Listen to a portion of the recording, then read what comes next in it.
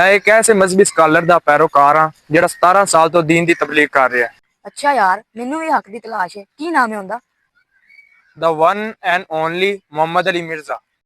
अच्छा यार, मैं इनका बड़ा नाम सुनिया ते मैं भी मौलवियां तो बड़ा बेजार हाँ। मौलवी कल कुछ होर कहंदे सी, अज कुछ होर कह रहे होंदे ने। मैं बड़े मौलवियां ते तहकीक कीती है, मैनू कोई सच्चा मौलवी नजर नहीं आ रहा। चल मैं आज तेन एक सच्चे मर्दे मोमिन को ले चलना। मेरे लखा स्टूडेंट ने, मेरे 3.5 मिलियन फॉलोअर। अस्सलामुअलैकुम उस्ताद जी, एक नवा स्टूडेंट लेके आए हैं। माशाल्लाह, हक दा पैगाम फैल रहे हैं। बैठो इत्थे।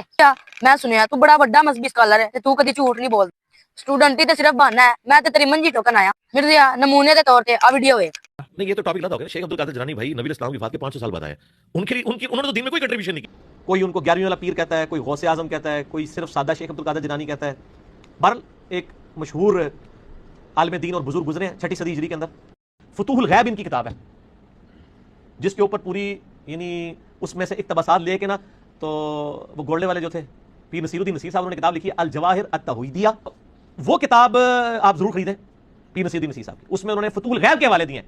शेख अब्दुल कादिर जिलानी की जो तौहीद के ऊपर किताब है, वो किताब इतनी सख्त तौहीद बयान करती है कि ये तो कहेंगे वाबियों वाली किताब है। और वो किताब इतनी जबरदस्त है कि इमाम इब्न तैमिया ने उस किताब की शरह लिखी हुई। अल्लाह ताला कुरान मजीद में इरशाद फरमांदा है, कूनू मअस सादिकीन, यानी कि सच्चों के साथ हो जाओ। तू एक मकबूतुल हवास शख्स है। सुबह नु तेरी गल होर होंदी है ते शाम नु कोई होर होंदी है। तू ते अपना हगिया मूतिया भुल जाना है। मजहबी स्कॉलरी क्या करेगा? चल स्टूडेंट आ, इनू इत्थे कान पढ़ा।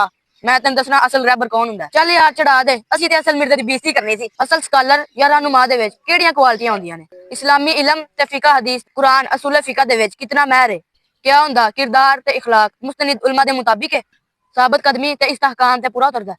दलाइल ते सनद दे इतबार नाल ठीक गुफ्तगू करदा है। अजे मैं चंद खूबियां दसियां ने, लेकिन कोई इन्हां खूबियां ते पूरा उतरदा है ते तुसी इहनू रहनुमा मान सकदे हो। चुको अपना मिर्जा।